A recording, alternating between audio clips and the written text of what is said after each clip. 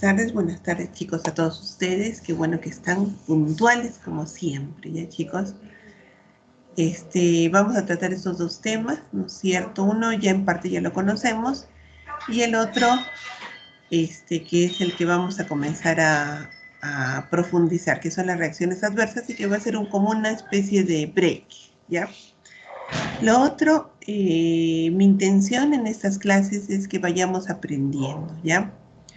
Si es necesario profundizar, se profundiza. O sea, cuando tengan alguna duda, algo que les parezca, de inmediato, ¿ya? Por favor, pueden ahí en el momento que ustedes están compartiendo también. Todos estamos para aprender, ¿ya? ¿Y qué más tengo que decirles? Por lo pronto eso nomás, para que ya comencemos con la presentación. ¿Listo? Si tienen alguna dificultad, gracias a Dios tenemos a nuestra delegada que está encargada y que realmente está cumpliendo una labor en este inicio, a veces no tan sencillo, ¿no? Porque sé que tienen ustedes muchas labores, mucho trabajo que hacer, pero a la vez confío, sé del nivel profesional de ustedes, así que vamos hacia adelante, ¿ya? Muy bien, chicos, entonces comenzamos con vías de administración, hacemos el break con lo que les voy a hablar sobre reacciones adversas y continuamos, ¿ya? Un poco maratónico, pero no, vamos a profundizar y a tomarle todo el empeño necesario. Muy bien, chicos, entonces comenzamos. Cuéntenme. Ahora soy todo oídos.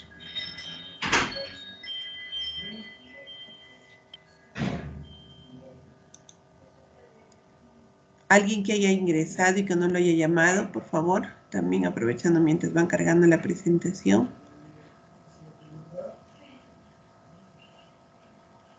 Ha llegado alguno que no estuvo y ahora está. ¿No? Bien, chicos, con los que van a hacer la presentación, sí, están definiendo quién lo va a hacer, ¿no? ¿Todo bien? ¿Alguna duda? ¿Están ahí? La gran pregunta de todos nosotros. ¿Todo bien por ahí, chicos? Avísenme, por favor.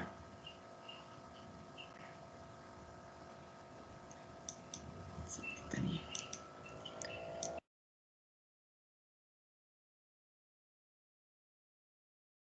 Y por si acaso sí se ve la presentación.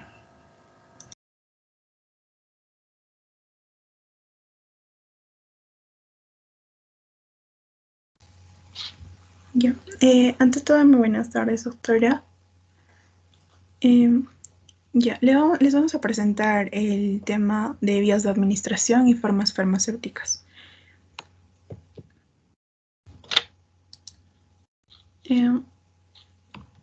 Para comprender mejor lo que son las vías de administración, vamos a hablar primero de la farmacocinética.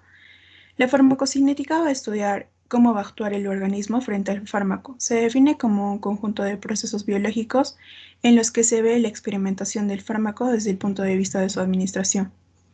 Engloba el proceso de liberación, el cual va a depender de la presentación farmacéutica, la absorción, distribución, metabolismo y eliminación. El estudio de la farmacocinética va a permitir conocer la dosis y los intervalos de dosificación de los fármacos. El proceso de absorción posibilita que el fármaco pueda penetrar hasta el torrente sanguíneo y desde la sangre el medicamento se puede distribuir a los tejidos diana donde va a tener su efecto farmacológico. Posteriormente va a ser metabolizado y pasa a la bilis o al capilar glomerular para ser excretado, ya sea por vía fecal o por la orina. Primero tenemos lo que es la absorción, que se va a definir como los pasos que se experimenta el fármaco desde su administración hasta llegar a la circulación sistémica. Esto va a depender de la vía de administración que se va a usar y el lugar donde se va a administrar. Cuando los fármacos son absorbidos a nivel gastrointestinal, principalmente cuando están administrados por vía oral, antes de llegar a la circulación sistémica, tiene un paso obligado por el hígado. En dicho paso, una parte del fármaco es metabolizado antes de llegar a la circulación sistémica. Esto se va a conocer como el efecto o primer paso hepático. Algunas vías de administración, como la sublingual y las vías parenterales, carecen de este paso. Los parámetros que nos van a ayudar a definir la eficacia de la absorción va a ser la biodisponibilidad, que es una fracción de fármaco que va a llegar a la sangre en forma activa sin metabolizar. Depende de la absorción y del efecto del primer paso. El segundo que tenemos en la farmacocinética es la distribución. Este es el proceso que va a sufrir el fármaco para poder pasar de la sangre a los tejidos diana.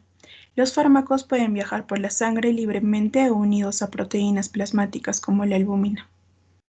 El tercero es el metabolismo, donde la mayoría de los fármacos van a ser sustancias liposolubles, con lo que se presentan problemas para su excreción renal. El objetivo de la metabolización es aumentar la hidrosolubilidad del fármaco mediante reacciones mediadas por enzimas. Dichas reacciones pueden disminuir en la mayoría de los casos por la actividad del fármaco.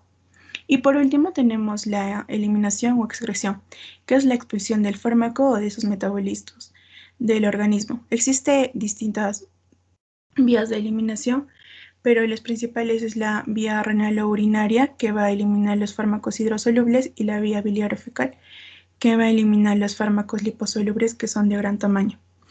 Entonces, comprendiendo lo que es la farmacocinética, vamos a pasar a lo que son las vías de administración. Primero tenemos la vía enteral. La vía enteral son aquellas que para la administración del medicamento no se va a producir una destrucción del estrato córneo, es decir, la piel.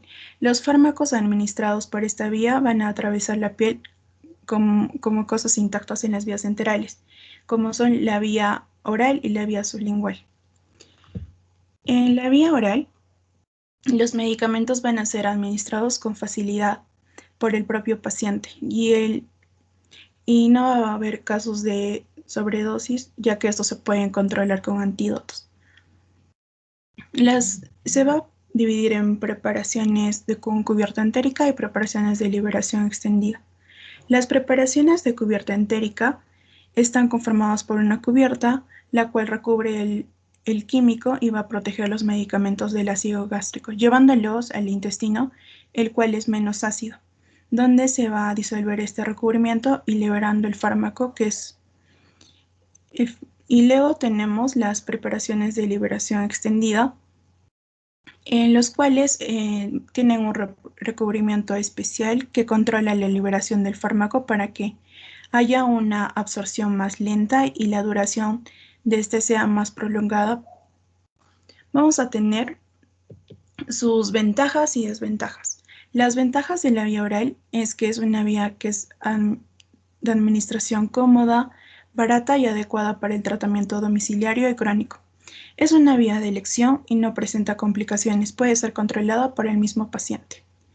En las desventajas es que la absorción está limitada en algunos medicamentos, ya que algunos no se pueden administrar mediante vía oral. Los alimentos pueden llegar a afectar su absorción y pueden metabolizarse antes de la absorción sistémica. En estos, pues se va a evidenciar la capacidad de reacción del efecto del primer paso hepático. Luego tenemos la segunda vía, que es la vía sublingual, en la cual se va a colocar el medicamento debajo de la lengua, se coloca entre el carrillo y la encía. En esta va a tener contacto con un patrón de absorción, el cual va a depender del fármaco, ya que pocos fármacos tienen una absorción sistémica directa y rápida. Al tener un contacto directo con el drenaje venoso de la boca, el cual se dirige a la vena cava superior, se va a quitar el efecto del primer paso hepático.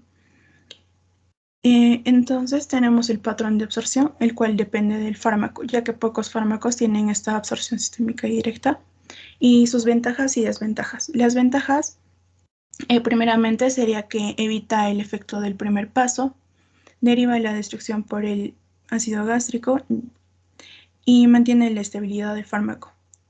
En las desventajas, está limitada a un cierto tipo de medicamentos, está limitada a medicamentos que pueden tomarse en pequeñas dosis y puede perderse parte de las dosis farmacológicas. Además de que hay un riesgo de aspiración y no todos los fármacos orales pueden administrarse por esta vía, además de que puede haber un riesgo de infección.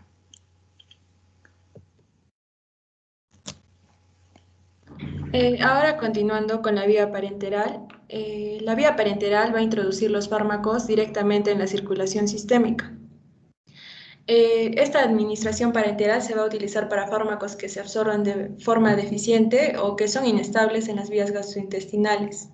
Y vamos a tener 4 tipos de vía parenteral, que son la intramuscular, subcutánea, intravenosa y la intradérmica. Siguiente, por favor. La vía intravenosa es la que va a permitir la inyección de fármacos y sustancias directamente al torrente sanguíneo a través de una vena. No se va a requerir, en cuanto al patrón de absorción, no se requiere la absorción y el ángulo en cual se da la inyección es de 25 grados. La vía intramuscular va a permitir que los fármacos sean directamente inyectados en el músculo y su patrón de absorción va a depender de los diluyentes del fármaco, ¿no? En cuanto si se encuentra en solución acuosa, pues va a ser más rápido. Y si se encuentra en una preparación en depósito, va a ser lenta y sostenida. Y en cuanto al ángulo de inyección es de 90 grados. Ahora pasando con la vía subcutánea, esta es una introducción del medicamento por debajo de la piel y va a proporcionar absorción a través de difusión simple.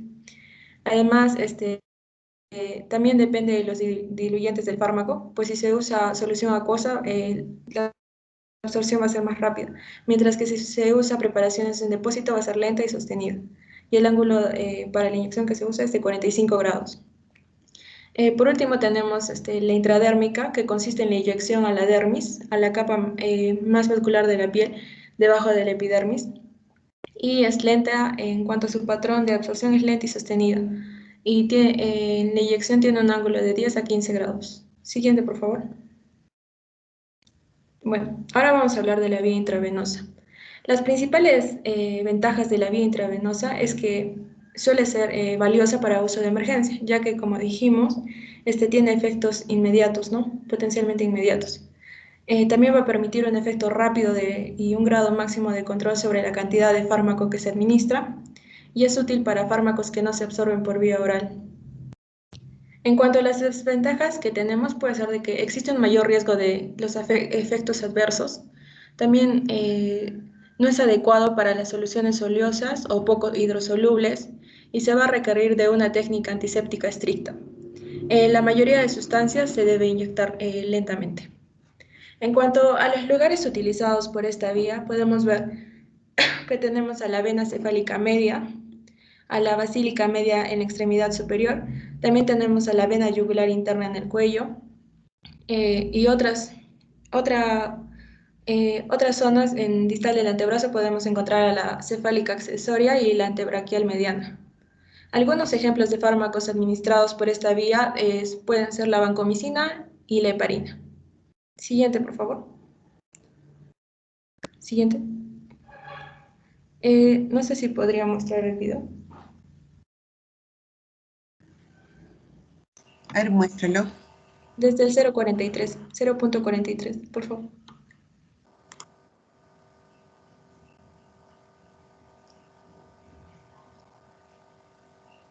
¿Está escuchando el video o no? Bueno, todavía creo que no lo han activado, ¿no? Comparte el audio, por favor. Ya.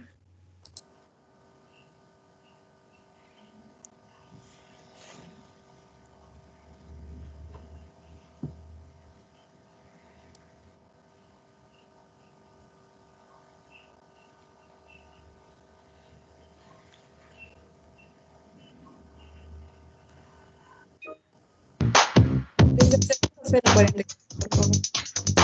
Hola, soy la profesora titular de la Cátedra de Enfermería del Adulto y del Anciano. Jeringa de 3, 5, 10 o 20 centímetros cúbicos según corresponda, aguja endovenosa, gasas estériles, líquido antiséptico, contenedor rígido o descartador, goma de ligar, guantes de examinación y cinta. Primero, verificamos la indicación médica y los 5 pasos correctos en la administración de medicamentos. Luego, indagamos posibles antecedentes alérgicos a medicamentos. Luego nos realizamos el correcto lavado de manos y procedemos a realizar la preparación del medicamento, el cual se debe realizar en el área limpia. Montamos la jeringa en la aguja endovenosa.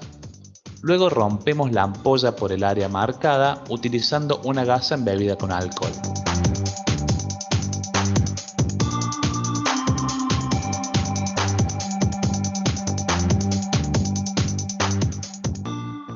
Aspiramos el contenido de la ampolla. Luego purgamos o retiramos el aire que contenga la misma y cambiamos la aguja utilizada por otra endovenosa, descartando la primera en el contenedor rígido o descartador. Preparamos todo el material necesario para el procedimiento en una bandeja o riñonera y lo trasladamos a la unidad del paciente.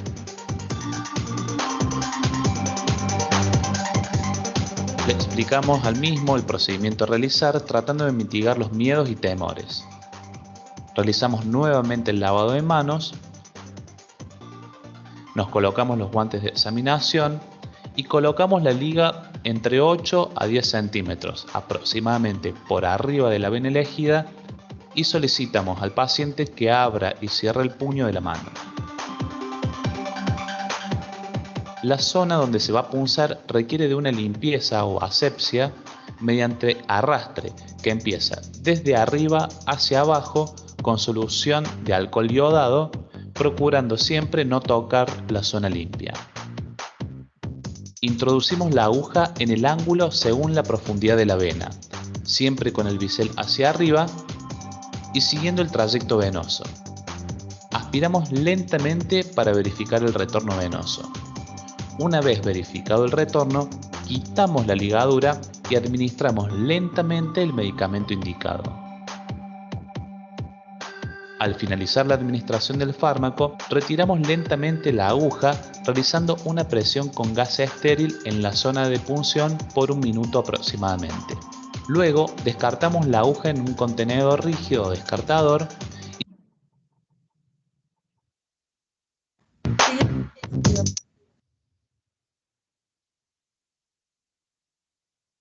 Bueno, ahora vamos con la segunda vía parenteral, que es la vía intramuscular, ¿sí? Las principales ventajas de esta vía va a ser de que es adecuada si el volumen del fármaco es moderado, ¿no? También es adecuada para vehículos aceitosos y algunas sustancias irritantes. En cuanto a sus desventajas, lo malo es que puede interferir con la interpretación de ciertas pruebas de diagnóstico, puede ser algo dolorosa e incluso puede causar hemorragia intramuscular en algunos casos. Algunos fármacos utilizados mediante esta vía son el haloperidol y la medroxiprogesterona en depósito. Los lugares en los que podemos aplicar esta vía son el dorso glúteo o zona de Barthélemy, el vasto lateral externo y en el deltoides, ¿no? Generalmente la más usada es la del dorso glúteo en el extremo exterior. Siguiente, por favor.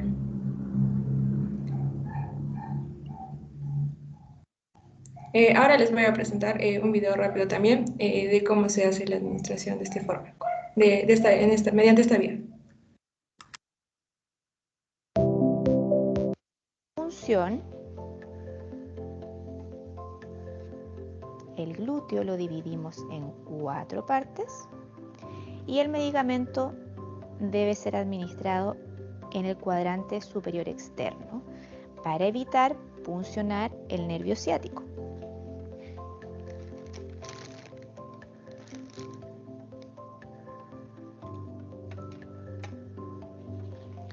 Vamos a aseptizar nuestra zona de punción.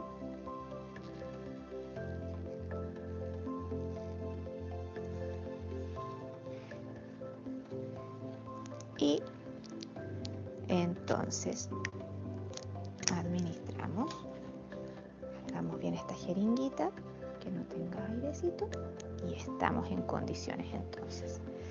Observamos nuevamente el lugar, cuadrante superior externo dijimos, y en un ángulo de 90 grados procedemos a hacer nuestra punción. Aspiramos suavemente y administramos el medicamento. Sacamos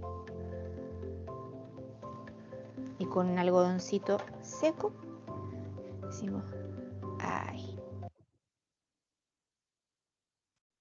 Bueno, después de la vía intramuscular, vamos a pasar a la siguiente vía, que es la vía subcutánea. En cuanto a esta, las principales ventajas van a ser de que es adecuada para algunas soluciones poco solubles y la instalación de implantes de liberación lenta, ¿no? Además de que va a minimizar los riesgos de hemólisis o trombosis relacionados con la inyección endovenosa o intravenosa, ¿no? En cuanto a sus desventajas, lo malo es que no es adecuada para grandes volúmenes y es posible que exista dolor o necrosis por si el fármaco es irritante. Algunos ejemplos de fármacos utilizados en esta vía son la epinefrina, la insulina y la heparina. A continuación vamos a ver un ejemplo de la administración de la insulina mediante esta vía. Siguiente, por favor.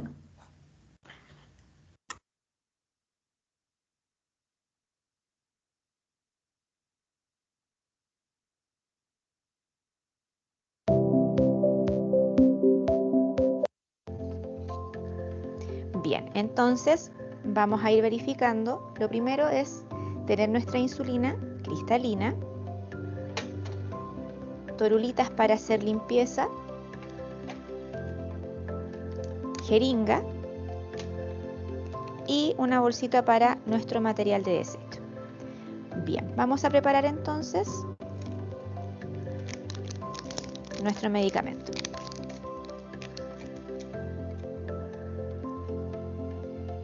Siempre en este tipo de medicamentos es importante fijarse en la graduación que tiene la jeringa. Ya recordar que hay algunas que van de 1 en 1 y otras que van de 2 en 2. En este caso va de 2 en 2, por lo tanto si me indicaron 4, yo debo llegar hasta el 2. Ahí. Entonces vamos con nuestro medicamento a la unidad. Elegimos nuestro sitio de punción, que generalmente es periumbilical, ¿sí? Podemos limpiar sin alcohol la zona a puncionar.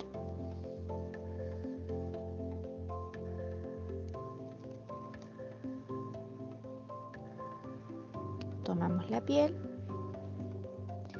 bisel hacia arriba, un ángulo de aproximadamente 45 grados.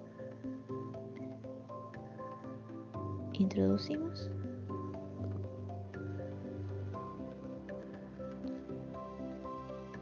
Y administramos el medicamento. Algodoncito seco, sin movilizar la zona. Siguiente.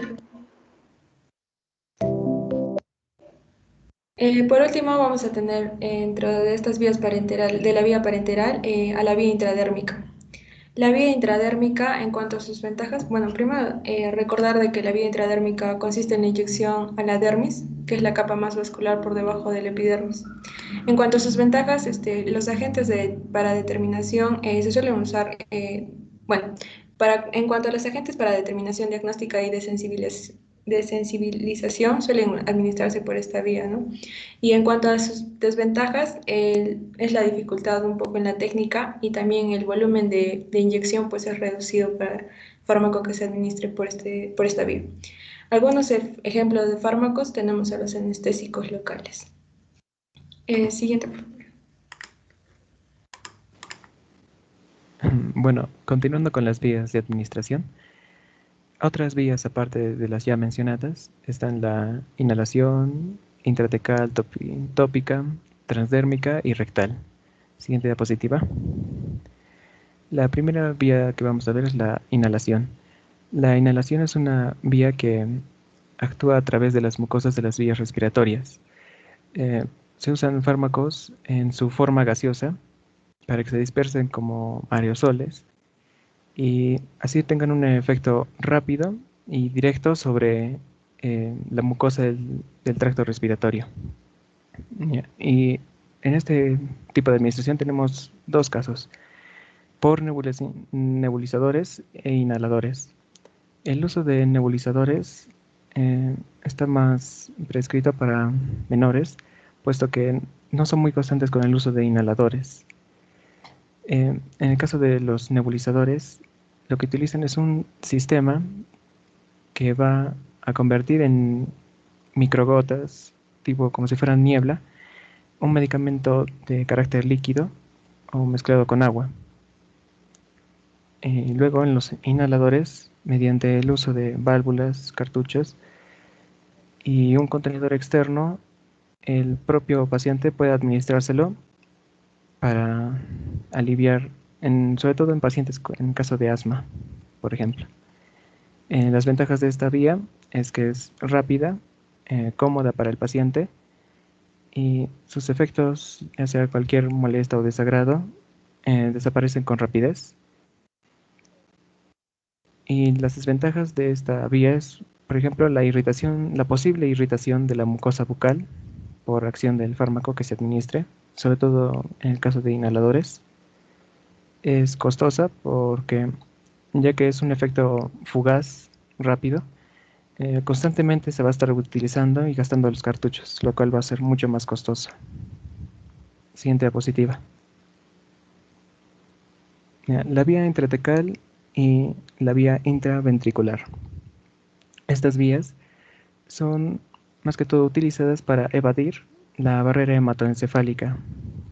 ¿Por qué? Porque esta vía evita el acceso tanto de agentes infecciosos como de la mayoría de los fármacos al sistema nervioso central. Y mediante esta vía podemos administrar fármacos que van a actuar de forma directa y rápida y eficaz sobre el líquido cefalorraquídeo. Y tenemos dos métodos. Bueno, la intratecal es mediante es muy parecida a la punción lumbar. Con el uso de una jeringa nos ubicamos entre las vértebras L4 y L5 para estar seguros y pinchar entre estas dos vértebras para poder administrar el medicamento en el espacio subaracnoideo y el fármaco llegará al líquido cefalorraquídeo. En el caso de los ventrículos podemos utilizar un reservorio de Ommaya, porque no vamos a estar a cada rato administrando el medicamento mediante punciones. Y este reservorio de Ommaya es un catéter especial que va a drenar el medicamento en uno de los dos ventrículos, derecho o izquierdo, en el cerebro. Las ventajas de esta vía es que es rápida, eficiente y requiere de dosis bajas para surtir efecto. Las desventajas de este método es que es, por lo delicada del área que se va a punzar, es difícil y podría presentar complicaciones. Por ejemplo, si es que no se ha llevado la asepsia indicada, podría llevar a infecciones o si el medicamento es demasiado, a una intoxicación. Siguiente diapositiva. La vía tópica. La vía tópica es cuando se desean efectos locales, o sea, directamente el fármaco va a actuar en el área de aplicación. Se aplica a nivel de la piel y las mucosas. Las mucosas, por ejemplo, conjuntivas, la nasofaringe, bucofaringe, oftálmica, ótica o mucosa vaginal. Las ventajas de esta vía de administración es que es de efecto directo sobre la zona aplicada, es una aplicación sencilla y es sobre todo económica. Las desventajas es que es superficial, solamente se limita al área donde se ha aplicado, más no va a afectar otras áreas. Y por supuesto, si la piel tiene algunas heridas, si aplicamos el fármaco encima de la piel, podríamos llegar a una intoxicación del paciente. Y por supuesto, sobre todo los medicamentos que ingresen por la nariz o por los ojos, bueno, mucosa nasofaringea o oftálmica, pueden descender hasta la boca porque tienen conexiones y generar una sensación desagradable al sabor en el paciente. Siguiente diapositiva.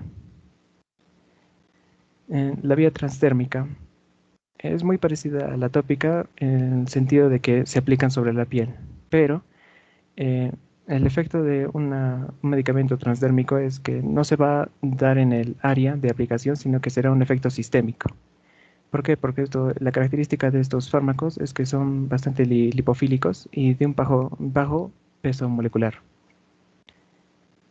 Las ventajas de esta administración es de colocación fácil, es un efecto continuo y tiene un alto poder de penetración por la lipofilicidad de estos medicamentos.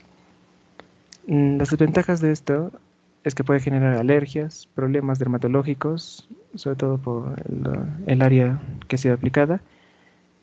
Y bueno, su efectividad es cuestionable puesto que no va a ser el mismo efecto en diferentes personas. Siguiente diapositiva.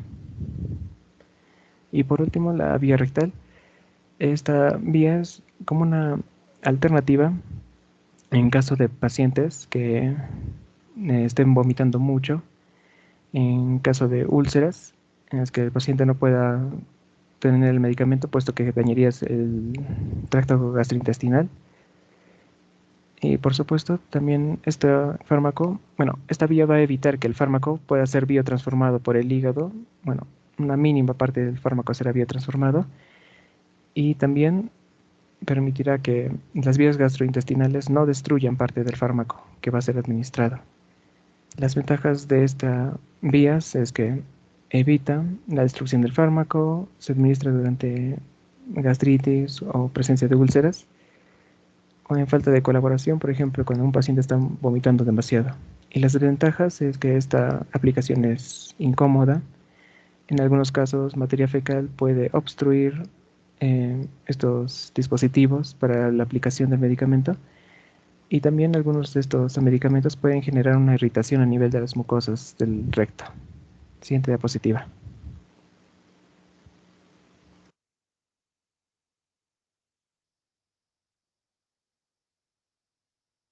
Bien, ahora vamos a hablar sobre las formas sólidas para administración oral. Bien, en general son las formas farmacéuticas más utilizadas, pues ya que presentan una mayor estabilidad química debido a que hay ausencia de agua, ¿no? En primer lugar tenemos los comprimidos, que bueno, estos van a ser formas farmacéuticas sólidas que por lo general son de dosificación unitaria y que se van a obtener por simple compactación mecánica de mezcla de sustancias que incluyen uno o más principios activos y excipientes adecuados. Entre estos podemos encontrar diluyentes, aglutinantes, disgregantes y lubrificantes. Por lo general, los comprimidos están destinados a administrarse por vía oral, pero bueno, también existen comprimidos para inyección, implantación, uso intravaginal, etc. Estos pueden ser de diferentes clases. Siguiente diapositiva, por favor. Bien, por ejemplo, tenemos los comprimidos no recubiertos, que a su vez, perdón, no recubiertos, sí que a su vez estos pueden ser de dos tipos. Comprimidos de una sola capa, que son resultantes de una compresión única de partículas, y los comprimidos de capas múltiples, que son obtenidos por múltiples compresiones, con lo que se obtienen ya varias capas superpuestas. Y bueno, estos comprimidos pueden utilizarse con varios fines. Por ejemplo, podemos para administrar dos o más principios activos incompatibles entre sí, o por ejemplo para administrar un solo principio activo compactados en capas de diferente velocidad de liberación. Pasando al siguiente, tenemos los comprimidos recubiertos, que lo más característico es que su superficie va a estar recubierta por una o varias capas de sustancias diversas. Por ejemplo, pueden ser azúcares, resinas, gomas, gelatinas, etc. Y básicamente en estos casos el recubrimiento de este comprimido se va a realizar con diversos fines, como por ejemplo tenemos la protección física y química, ¿no? Contra cualquier degradación, por ejemplo la luz, contra el aire, la humedad. También enmascarar el sabor, ¿no? Color u otras cosas desagradables. Facilita también la deglución, puede evitar incompatibilidades farmacéuticas y también evita los RAMs, que bueno, son las reacciones alérgicas, ¿no? Y por ejemplo hay una menor irritación gástrica. También estos pueden ofrecer una apariencia, bueno, más elegante del producto y aumenta además que nada la seguridad al facilitar la identificación del producto. Siguiente diapositiva, por favor. Continuando con los tipos, tenemos los comprimidos efervescentes. Estos son comprimidos no recubiertos, en cuya composición van a intervenir generalmente sustancias de carácter ácido, por ejemplo, el ácido cítrico, y un álcali, un bicarbonato de sodio, que van a reaccionar rápidamente al contactar con el agua. Y al reaccionar van a producir efervescencia por un desprendimiento de CO2, y el cual este va a estar disgregado a la masa del comprimido y liberando así el principio activo.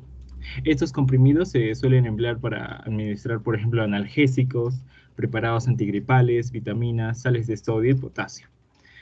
También tenemos los comprimidos solubles, que bueno, estos comprimidos son comprimidos no cubiertos o con cubierta, una cubierta peculiar que básicamente están destinados a disolverse en agua antes de su administración.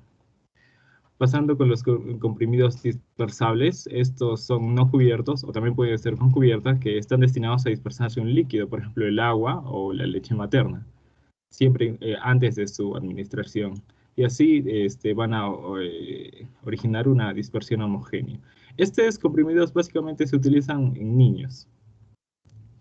También tenemos los comprimidos gastroresistentes, que son comprimidos de liberación retardada y que están destinados a resistir la acción, por ejemplo, del jugo gástrico y liberar su principio activo en el fluido intestinal, ¿no?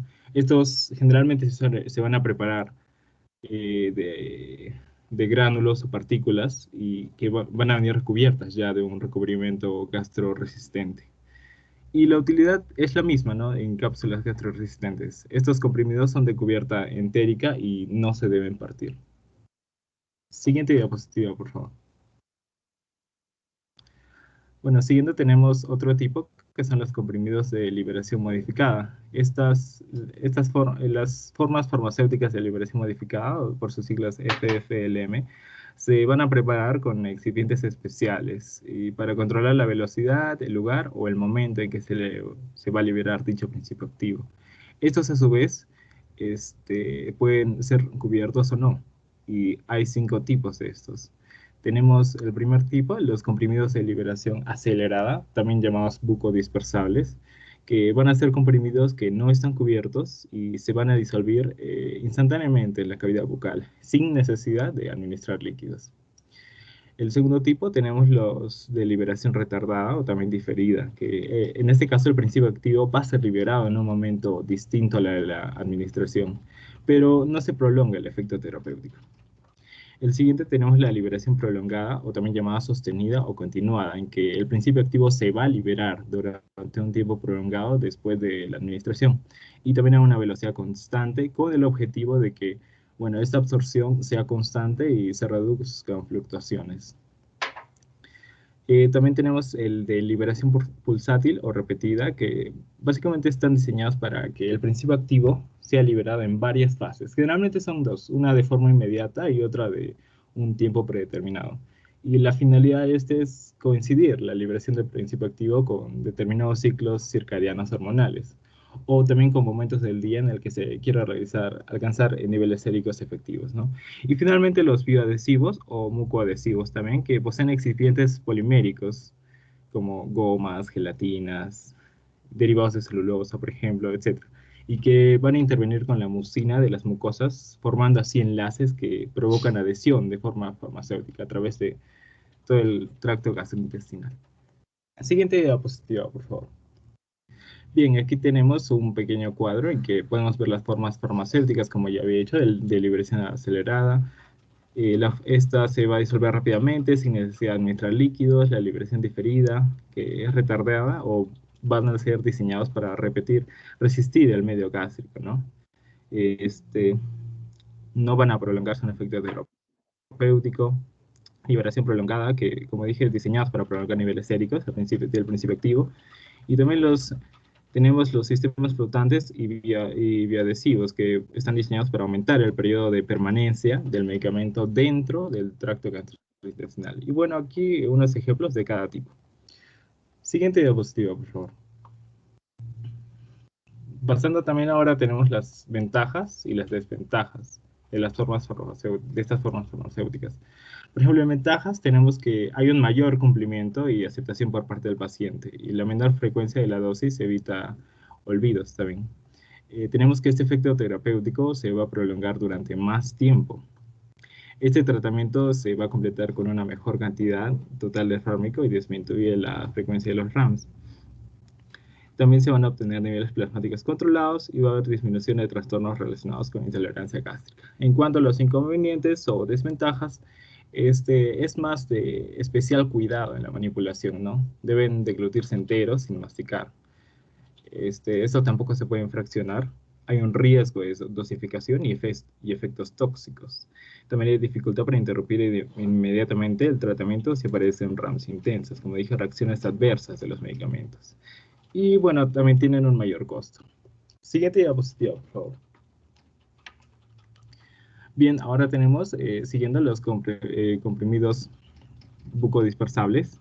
Básicamente, esta es una división de comprimidos bucales, porque los comprimidos bucales van a ser comprimidos también no recubiertos que, bueno, su destino es disgregarse íntimamente en la boca. Y en este podemos subdividirlos en mucodispersables, sublinguales, comprimidos para chupar y mucoadhesivos.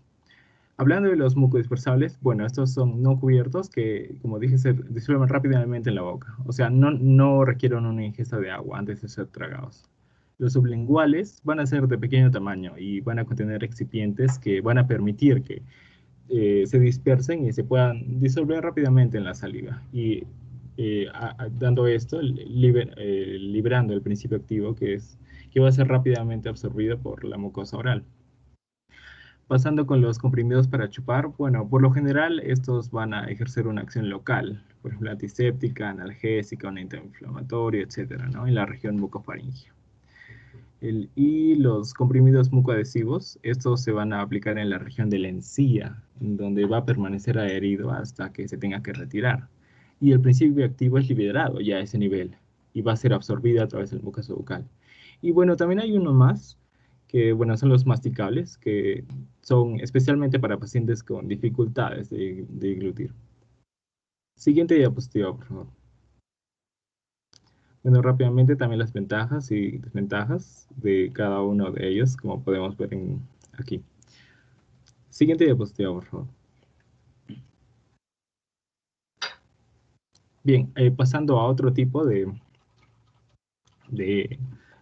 estos, tenemos las cápsulas. Que bueno, estos van a ser formas sólidas que van a corresponder a una dosificación unitaria y que están formadas principalmente por dos partes. Un receptáculo, o también llamado cubierta, que puede ser duro o blando y de una forma y capacidad variable. Y que el contenido puede ser de consistencia sólida, líquida o pastosa. Y formando así por uno o más principios activos excipientes. Este receptáculo puede ser de gelatina, celulosa o almidón. Por ejemplo, varios fármacos tienen mayor frecuencia usar el almidón. ¿No? Básicamente para elaborar a partir de esta mezcla una gelatina plastificante, ¿no? También con agua. Siguiente diapositiva, por favor.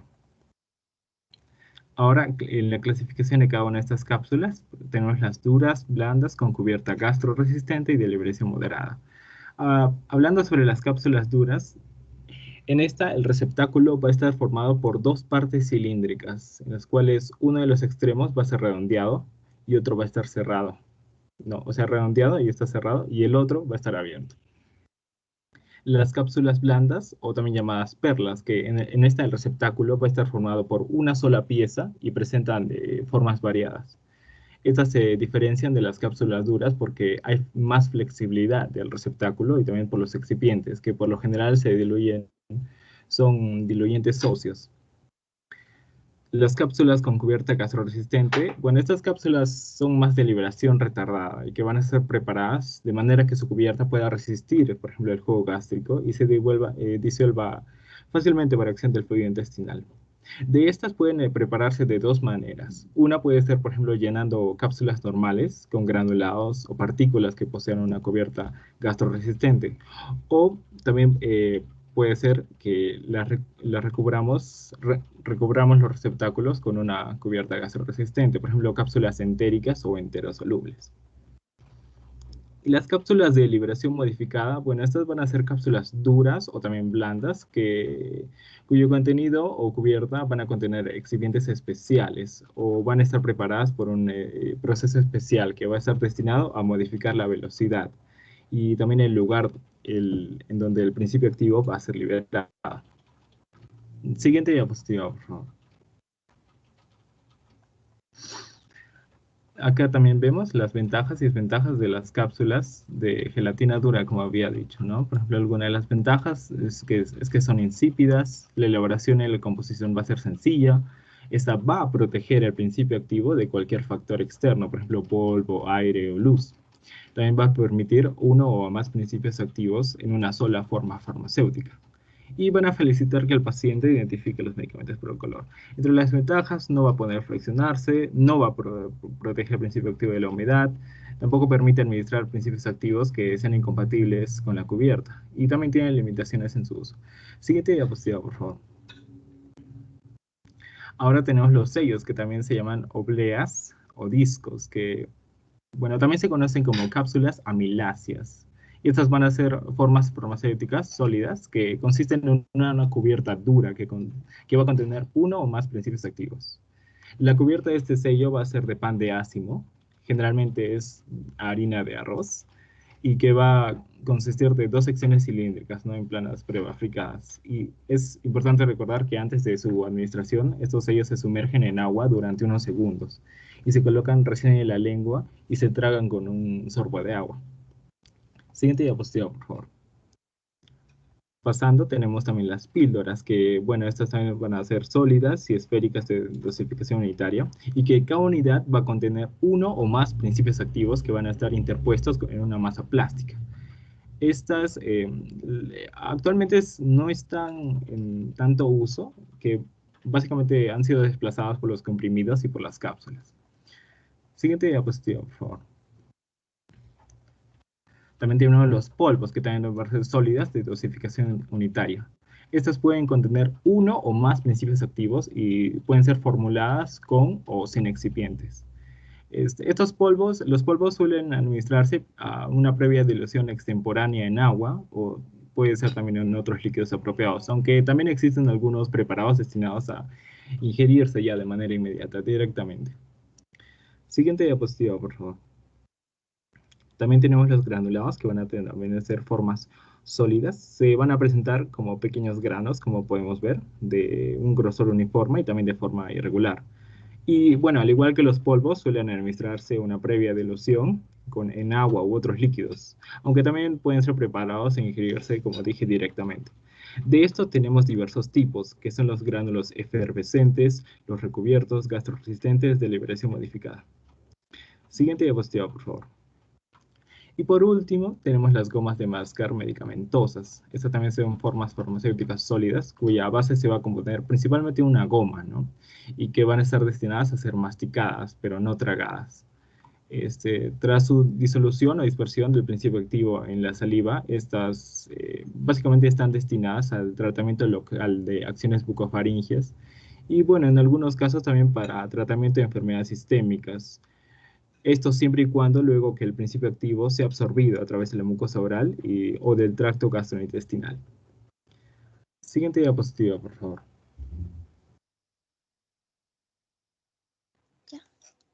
Formas farmacéuticas líquidas. Empezaremos hablando de las formas farmacéuticas a modo general. Los fármacos se elaboran en diferentes presentaciones para permitir una correcta administración y de este modo facilitar el suministro de los medicamentos al organismo para las diversas vías de administración. La clasificación de las formas farmacéuticas se va a dar en 3 formas, según su esterilidad, según el estado de la materia, según su vía de administración. En cuanto según su estado de esterilidad, se va a dividir en 2, estériles y no estériles. Los estériles no deben tener carga microbiana ni ninguna clase. Además, deben cumplir con el requisito de apirogenicidad, es decir, deben estar libres tanto de productos que eleven la temperatura corporal al ser inyectados, como de partículas en suspensiones por uso intravenoso, a excepción de los ungüentos oftálmicos y colíricos, que estos no van a tener que cumplir con el requisito de apirogenicidad. En los no estériles, estos sí van a permitir una carga microbiana máxima, pero debe haber una ausencia total de patógenos. La cantidad y el tipo de microorganismos permitidos se especifica en normas de calidad y provenientes de formas extranjeras. Según el estado de la materia, se va a clasificar en sólido, líquido y semisólidos. En cuanto, les voy a explicar en el estado líquido y las que son estériles. En las homogéneas tenemos a las soluciones parentales y oftálmicas. En líquidas estériles heterogéneas tenemos a las emulsiones y a las suspensiones intramusculares. Líquidas no estériles homogéneas tenemos a las soluciones oral, óptica, tópica, jarabes y elixires. En líquidas no estériles, en heterogéneas tenemos a las emulsiones, suspensiones y aerosoles. Estas fórmulas líquidas de administración son las soluciones, emulsiones o suspensiones que van a contener uno o más principios activos en un vehículo y que están destinadas a ser ingeridas sin diluir o previa dilución. Las ventajas de estas van a ser que tienen mayor biodisponibilidad que las formas farmacéuticas sólidas y tienen una posible inclusión de sustancias hidrosolubles y no hidrosolubles en una sola presentación. Las desventajas es que tienen una mayor vulnerabilidad a la contaminación. Es por ello que es necesario el uso de conservantes en la mayoría de ellas. Y también es una desventaja que tienes que tener mayor cuidado en el envase y al momento del almacenamiento. Estas formas líquidas son indicadas en pacientes pediátricos y geriátricos debido a su fácil ingestión y a que alcanzan rápidamente la circulación sistémica. Acá en esta diapositiva podemos ver las clasificaciones de las preparaciones líquidas orales, que van a ser las soluciones orales, suspensiones orales, emulsiones orales y gotas orales. Siguiente, por favor. Empezando en las soluciones. Las soluciones van a ser las soluciones en las que un sólido o un líquido va a estar disuelto en otro líquido. Puede ser soluciones acuosas o no acuosas. Estas se van a clasificar en jarabes, elixires, aguas aromáticas y las que van a ser de uso tópico en la cavidad bucal. Empezaremos hablando de los jarabes. Estas son formas farmacéuticas líquidas en la que el principio activo se va a encontrar disuelto en una solución acuosa que va a contener azúcar disuelto en una concentración superior a 45%. Si el azúcar es la sacarosa, la concentración debe estar cerca a la saturación, 64 pares de azúcar y 36 de agua. También se denomina jarabes a aquellas preparaciones viscosas, mediante la adición de agentes gelificantes y en los que la sacarosa es sustituido por otro edulcorante, como pueden ser la fructosa, la sacarina. La elevación de concentración de azúcar en el jarabe proporciona viscosidad y este actúa como un antimicrobiano por su elevada presión osmótica. Usualmente los jarabes se exponen en frascos multidósicos que deben administrarse en unidades de volumen, según la edad y el peso del paciente. Un dato importante sería que una cucharadita va a equivaler a 5 mililitros. En cuanto a los elixires, el principio activo de este está disuelto en una solución hidroalcohólica edulcorante hasta el 20%. Estas van a ser soluciones de agua y alcohol en los que se disuelve y la sustancia que mejora va a tener una sustancia que va a mejorar las características organolépticas y sustancias que favorecen la solubilidad y la estabilidad del fármaco, como antioxidantes, antimicrobianos. Esta va a estar formado por aguas destiladas saturadas en aceites esenciales y se prepara por destilación de las plantas o esencia con agua destilada. En cuanto a las soluciones orales de uso tópico en la cavidad bucal, estas van a ser soluciones acuosas neutras o ligeramente alcalinas. Estas particularmente no se van a ingerir.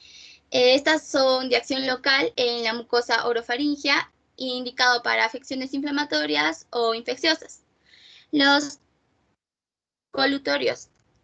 Estas son formas farmacéuticas líquidas viscosas que incluyen principios que se utilizan para el tratamiento tópico de algunas alteraciones bucofaringeas, por ejemplo, antisépticos, antibióticos, anestésicos locales. Estas va a tener entre sus excipientes, se van a incluir las viscosantes, las edulcorantes no cardiogénicas, las gelificantes y las que regulan el pH para mantener una neutralidad. En cuanto a los enjuagues bucales y los gargarismos, son formas farmacéuticas líquidas que van a ser similares a las colutorias, pero estas no van a ser viscosas y van a contener sustancias destinadas a refrescar, desodorizar o realizar la asepsia o limpieza de las cavidades.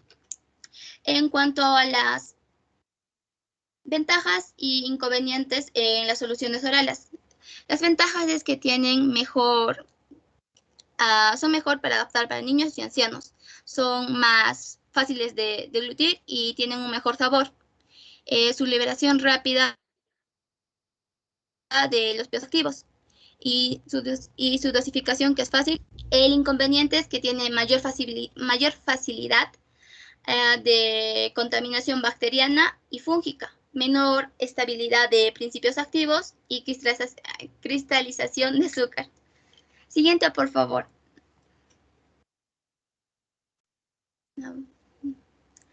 En las suspensiones. Este es un preparado líquido de aspecto turbio lechoso que va a estar constituido por la dispersión de un sólido en un vehículo acuoso. Si esta es muy densa, se va a denominar magma o leche de magnesia. Si las partículas son muy pequeñas, están hidratadas en el gel, va a ser un gel de hidroxilo de aluminio. Va a existir suspensiones que se expenden preparadas y listas para su uso, en tanto que las suspensiones extemporáneas, debido a su poca estabilidad, deben ser reconstituidas con un líquido, generalmente agua, en su administración. Las ventajas de estas es que en ellas se puede administrar fármacos de sabor desagradable y es posible modular su absorción a nivel sanguíneo. Siguiente, por favor.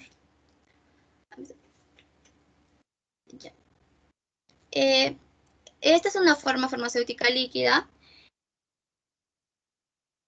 formada por en las cuales un líquido se dispersa en otro bajo la forma de glóbulos o pequeñas gotitas, lo que por lo general requiere la adición de excipientes emulsionantes que permiten que ambos líquidos sean miscibles entre sí. Suele tener aspecto lechoso o cremoso. Un ejemplo sería la emulsión de... En cuanto a las dos fases que tiene una fase dispersa y una fase dispersante. La fase dispersa es el líquido que se va a dispersar en pequeñas gotitas. En la fase dispersante es el líquido como medio de dispersión. Las ventajas que va a tener estas emulsiones son aumento de la propiedad terapéutica y dispersión de los compuestos, enmascarar el olor y el sabor, aumentar la absorción y penetración de los medicamentos, mejorar la estabilidad de los fármacos. Siguiente, por favor.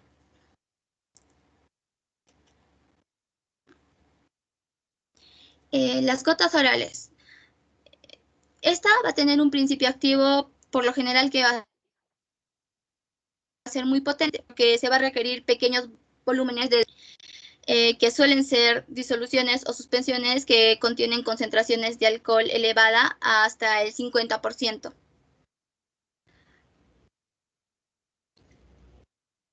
Aunque existe la costumbre de considerar que 1 mililitro va a equivaler a gotas, en realidad no existe un estándar al respecto de estas gotas, debido a que la cantidad que valga esta gota va a variar de acuerdo al gotero que va a acompañar al producto. Por eso que es preciso consultar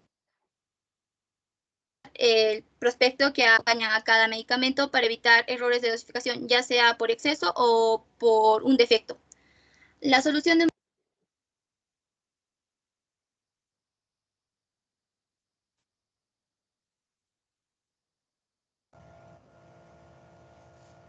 Creo que Nayeli, activa tu micro, creo, bueno. Voy a tener chicos que... Ah, se me desactivó, doctora. Sí, sí, corazón. Sí, no te preocupes, sigue nomás. No, es que ya acabé, yo era todo lo que era formas termocéticas líquidas. Desde no se me escuchó, doctora. No, no, tranquila. Justo las gotas orales era lo último. Ya, gracias, doctora. Gracias a ti. Bueno, doctora, ahora yo hablaré sobre las formas farmacéuticas tópicas. Bueno, existen diversas formas dentro de estas y están formadas por un vehículo o base simple y compuesto, en el cual van a estar disueltos o dispersos uno o más principios activos, ¿no? Las bases que tienen estas formas van a estar formadas o constituidas por polvos, líquidos como por ejemplo agua o algunos derivados del alcohol, aceites, grasas que pueden ser de diferentes orígenes, como por ejemplo vegetal, que pueden ser algodón, olivo, animal, por ejemplo la lanolina, o por ejemplo mineral, que puede ser la parafina, la vaselina o el aceite mineral, ¿no? Siguiente, por favor. Bueno, la clasificación de estas formas farmacéuticas tópicas se puede clasificar debido a, por ejemplo, el estado físico de la base o del vehículo, en semisólidas, sólidas y líquidas. Siguiente, por favor. Bueno, en las formas semisólidas podemos decir de estas que son un grupo farmacéutico bastante heterogéneo, que se caracterizan por ser viscosas y un poquito más viscosas que el agua y tienen una consistencia semisólida, ¿no? Usualmente se ejercen una acción local y permiten penetrar los medicamentos que contienen, ¿no? Dentro de estas podemos encontrar primero a las pomadas. Las pomadas son unas formas farmacéuticas semisólidas que son monofásicas, que tienen como composición una gran cantidad de grasas y poca de agua. Se subdividen en pomadas hidrófobas y pomadas hidrofílicas de acuerdo al tipo de base que tienen, ¿no? Las hidrófobas también son conocidas como lipófilas y están bastante caracterizadas por poder absorber pequeñas cantidades de agua, y sus bases pueden ser aceites, grasas o digamos ceras y glicéridos, ¿no? En cambio, las pomadas hidrófilas absorben mayor cantidad de agua y sus bases son miscibles en agua. Por ejemplo, tenemos a los polietilenglicoles, ¿no? Dentro de los efectos de las pomadas podemos decir que son protectoras, emolientes, que quiere decir que sirven para ablandar la piel, hidratantes y oclusivas, pero es muy importante recalcar que esta parte oclusiva es menor que las de los ungüentos, que hablaremos más adelante. Entre las indicaciones podemos decir que se pueden usar en lesiones secas, crónicas y descamativas, pero también se pueden usar en zonas queratinizadas, por ejemplo, como la rodilla, las palmas, las plantas y los codos, ¿no? Entre las contraindicaciones podemos encontrar que no son muy buenas para usarlas en procesos inflamatorios agudos, ya que estas tienen un efecto congestivo, tampoco en áreas infectadas, ni tampoco en zonas intertriginosas ni pilosas. Siguiente, por favor. Bueno, luego tenemos a los ungüentos. Los ungüentos, pues, se realizan con excipientes grasos hidrófobos, por ejemplo, como la parafina o la vaselina, y pues estas tienen un efecto emoliente y un efecto oclusivo. Es muy importante recalcar este efecto oclusivo, ya que es uno de los mayores. Y pues gracias a este efecto oclusivo van a formar una capa impermeable sobre la piel, ¿no? Y esto va a dificultar la evaporación del agua. Y por esta razón va a haber una retención del agua interna y el sudor, por lo que va a haber una suavización e hidratación de la piel, ¿no? No absorben exudados acuosos. Y dentro de las indicaciones podemos decir que están recomendados para dermatosis muy secas, zonas en donde hay piel gruesa, como por ejemplo palmas, plantas, codos y rodillas. Y también es bastante ideal para lesiones muy secas, como digamos la psoriasis, y también para ablandar escamas y costras. Dentro de las contraindicaciones podemos encontrar que no se pueden usar en zonas infectadas, en lesiones exudativas, ya que el efecto oclusivo hace que empeore la infección, ¿no? Tampoco en zonas intertriginosas ni zonas pilosas, aunque las zonas pilosas es más por razones estéticas. Siguiente, por favor. Bueno, también tenemos las cremas, que son preparaciones multifásicas. Tienen exactamente dos fases, una acuosa y una grasa. Estas dos fases realmente no son miscibles entre sí, ¿no? Pero estas se pueden juntar gracias a la acción de los emulgentes, ¿no? Que producen una mezcla estable, ¿no? En la función de acuerdo a la función del excipiente principal, estas cremas se van a poder clasificar en cremas hidrófilas y lipófilas. Dentro de las cremas lipófilas podemos decir que son emulsiones de aguas dispersas en grasa, también llamadas cremas water in oil, ¿no? Ideales también para formular fármacos liposolubles, ¿no? Al aplicarla, por ejemplo, en la piel, va a tener un efecto de cambio de temperatura, lo que va a hacer que evapore el agua incorporada y provoque una sensación en la piel refrescante, y la parte grasa que tiene estas cremas se va a absorber. No suelen mezclarse con exudados de la piel y el sudor, pero sí puede absorberlos parcialmente, ¿no? También es importante mencionar que poseen un efecto oclusivo moderado, pero esto no quiere decir que sean congestivas, ¿no? Por ejemplo, congestivas vendrían a ser las pomadas y los ungüentos. En cambio, las cremas hidrófilas, que también se llaman emulsiones de grasa en agua o crema oil in water, son bastante adecuadas para fármacos hidrosolubles, ¿no? Tienen un efecto evanescente, que esto quiere decir que después de su aplicación pierden el agua rápidamente sin dejar ningún residuo, ¿no? Apreciable. Por la pequeña cantidad de grasa que tienen este tipo de cremas, tienen un poco efecto oclusivo, ¿no? Además, la grasa que contienen se va a absorber rápidamente por la piel. Estas sí se mezclan bien con los exudados cutáneos y, por ejemplo, son ideales para proteger la piel de la suciedad y se mezclan muy bien con las secreciones de la superficie cutánea. También, debido a su pequeña proporción de grasa, se lavan rápidamente. Siguiente, por favor. Bueno, luego tenemos los geles.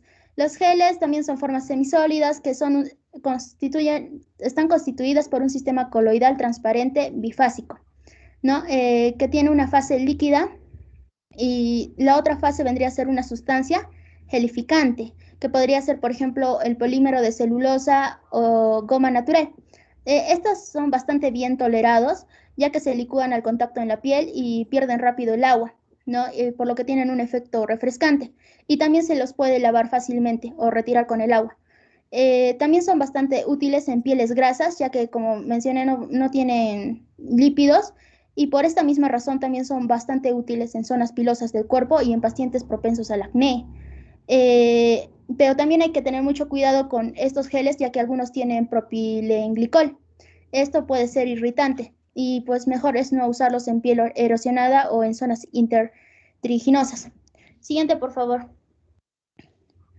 Bueno, luego tenemos a las pastas, que también son preparados bifásicos, que contienen un alto contenido de sólidos absorbentes, que se encuentran en el excipiente. Bueno, también el excipiente es bastante importante porque este nos va a ayudar a clasificar las pastas en grasas o en acuosas. Grasas cuando el excipiente es lipófilo, y cuando el excipiente es hidrófilo, pastas acuosas, ¿no? En general, de las pastas podemos decir que tienen acciones de disminución de la temperatura en la zona inflamada, aumentar la función de barrera física, también impiden la acción, por ejemplo, de irritantes locales, por ejemplo, la fricción de la ropa o el aire.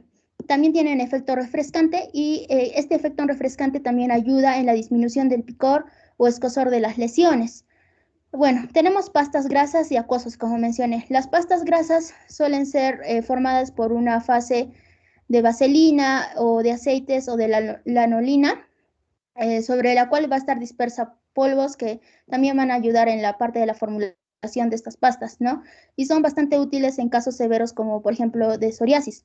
Las pastas acuosas podemos decir que también son llamadas lociones de agitación y están compuestas por excipientes como, por ejemplo, la glicerina, el sorbitol y algunas sustancias hidromiscibles, ¿no? A las cuales también se les agrega un porcentaje de polvos inertes para poder hacer la fórmula, ¿no? Son poco oclusivas y se secan rápidamente sin haber engrasado la piel, ¿no? Pueden ser útiles en eczemas crónicos y en lesiones exudativas, pero tampoco se deben usar en zonas pilosas, en infecciones o en dermatosis muy secretantes, ¿no? Bueno, y los cataplasmas, que estos consisten en una base hidrófila que retienen calor, ¿no? Y están dispuestos en principios activos y sólidos. Pero lo importante de esto es que siempre se calientan antes de usarlo en la piel y se extienden en una capa gruesa sobre un apósito. Y cabe mencionar que estos realmente en la actualidad ya no se usan mucho. Siguiente, por favor. Bueno, ahora tenemos formas líquidas que la viscosidad de estas son bastante variable.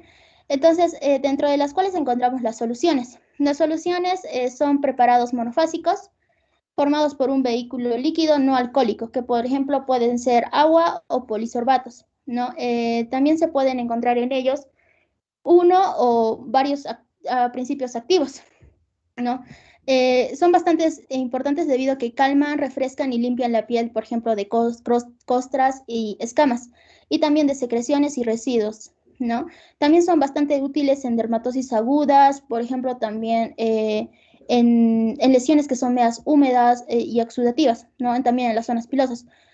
También tienen bastantes formas de presentación, por ejemplo, curas húmedas, fomentos y también hasta en baños, ¿no? Luego tenemos a las tinturas, que son preparados monofásicos que tienen un vehículo hidroalcohólico, ¿no? Que puede ser, por ejemplo, el etanol o el glicerol. Y dentro de ellos también están disueltos, por ejemplo, principios activos. Y, por ejemplo, un ejemplo, tenemos la tintura de yodo. Luego tenemos las suspensiones. Las suspensiones son preparados bifásicos. Es una mezcla de polvos y líquidos no grasos, que pueden ser agua o alcohol, al que se le va a añadir una sustancia que se llama dispersante, que suele ser la bentonita. Tiene acción refrescante, analgésica.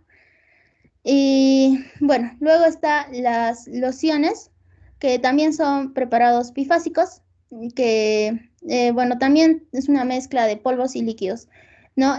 Bueno, esto es muy importante mencionar, ya que estos, por ejemplo, carecen de efecto oclusivo, ¿no? Y se adhieren, por ejemplo, a la piel, y al secarse van a dejar una fina capa de polvo sobre la piel. Son fácilmente, se pueden limpiar fácilmente con agua y son bastante útiles en dermatosis vesiculares, las cuales tienen que ser poco secretoras y también en zonas intertriginosas. Siguiente, por favor. Bueno, en las formas sólidas encontramos tres tipos de formas: polvos medicamentosos, parches transdérmicos y barras. En los polvos medicamentosos podemos decir que son formas farmacéuticas que van a contener principios activos y excipientes molidos mezclados, ¿no? Por ejemplo, un ejemplo bastante es bastante conocido es el talco, digo, ¿no? También tenemos que se pueden usar, por ejemplo, en zonas intertriginosas para poder reducir la humedad, la maceración y el roce, ¿no? Pero también no se pueden usar en lugares donde hay mucha exudación o supuración.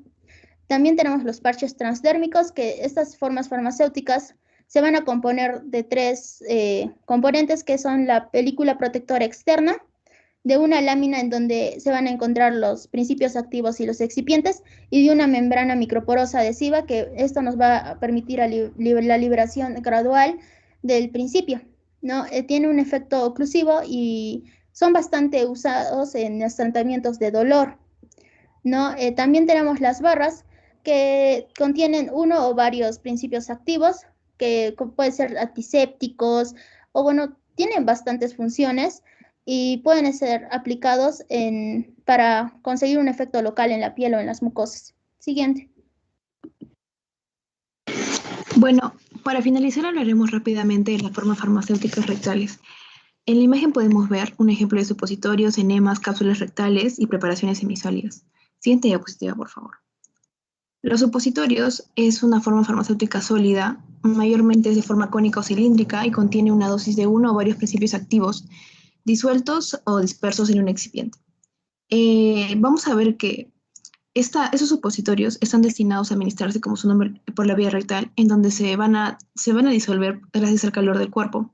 Entonces van a liberar el principio activo, y en el cual pueden ejercer las siguientes acciones. El principio activo puede ejercer la acción mecánica, local o sistemática. La mecánica en el caso de los laxantes, la acción local, por ejemplo, en los antihemorroidales, en donde el principio activo debe liberarse de manera lenta, de modo que permanezca el mayor tiempo posible en contacto con la mucosa rectal. Y la acción sistemática, el principio activo se libera en forma rápida y completa para asegurar su absorción. Siguiente, por favor. Los enemas, sabemos que es de forma farmacéutica líquida, viscosa, unidosis en forma de disoluciones.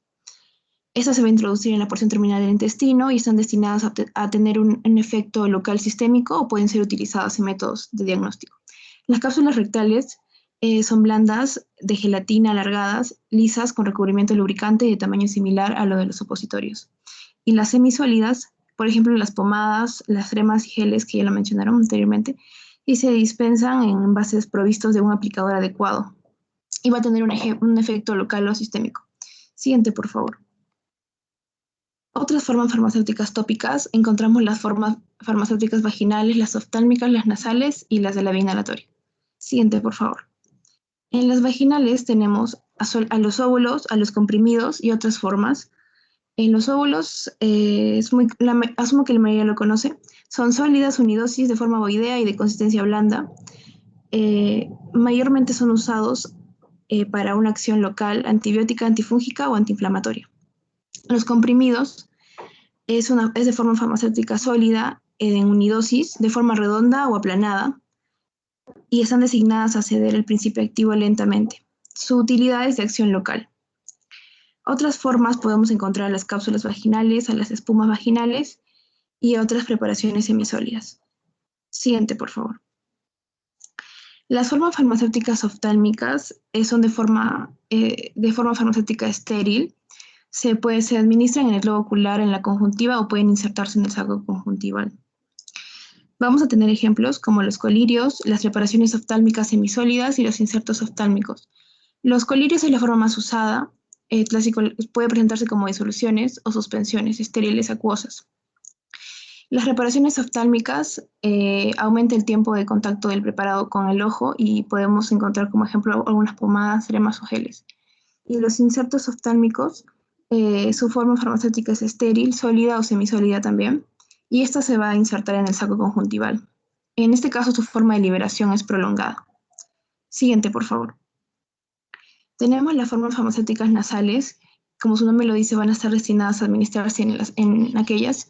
Su efecto es local o sistémico y pueden presentarse como formas líquidas, semisólidas o sólidas. Siguiente, por favor. Las formas farmacéuticas para la vía inhalatoria es de forma sólida y líquida y tiene una acción local o sistémica. Se pueden dividir en dos grandes grupos, los sistemas no presurizados y los sistemas presurizados. En los sistemas no presurizados vamos a tener la aromaterapia, que es de forma farmacéutica líquida y es una mezcla de productos volátiles y se van a transformar en un vapor que el paciente va a inhalar. En el caso de la nebulización, son formas líquidas y son convertidas en una fina niebla que puede ser inhalada a través de una mascarilla facial o de una boquilla. Y los inhaladores de polvo en seco, que son formas farmacéuticas unidas en forma de polvos unidos y son de multidosis. Y se pueden administrar usando inhaladores de polvo que son especiales. Y por el otro lado tenemos los sistemas presurizados, que son disoluciones como suspensiones o emulsiones que se van a suministrar en envases provistos como por ejemplo los aerosoles, y va a favorecer la llegada del principio activo a través de las vías respiratorias. El siguiente, por favor. Las formas farmacéuticas parenterales son preparaciones estériles destinadas a su administración por inyección, perfusión o implante y pueden ser de 5 clases. Las preparaciones inyectables, que son disoluciones, suspensiones o emulsiones estériles, que va a tener uno o más principios activos y se puede dividir en preparaciones unidosis o multidosis. Preparaciones para perfusión. Son disoluciones o emulsiones de fase externa acuosa, son estériles y se administran para una nutrición parenteral, terapia con electrolitos y expansores de plasma. Después tenemos a los concentradores para preparaciones inyectables o para perfusión. En este caso son disoluciones o emulsiones, disoluciones estériles que deben difundirse antes de ser administrados. Deben diluirse en agua. Polvos para preparaciones inyectables o para perfusión. Son sustancias sólidas estériles que deben diluirse por agitación en un volumen adecuado de líquido estéril y van a dar lugar a disoluciones uniformes.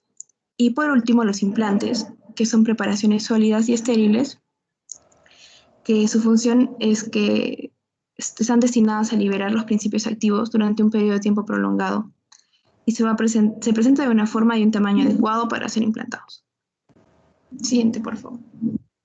Y bueno, aquí tenemos nuestro mapa mental, el resumen. Siguiente, por favor. Y la bibliografía. Muchas gracias. realmente muy completo, chicos. O sea, no los quería parar, es verdad, está prolongada, pero súper completo en los temas de vías de administración y formas farmacéuticas. Y es que es amplio en realidad el conocimiento. Vamos a reacciones adversas, que ya lo revisé.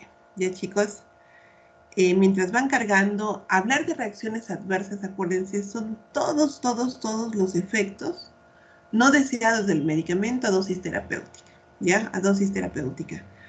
Estas se van a subdividir. Acabo de ver que ustedes son los únicos que han acertado en este tema. De verdad que me alegra mucho que hayan hablado de los tipos, de la farmacovigilancia. Esas son reacciones adversas. Otra cosa son las intoxicaciones, ¿ya?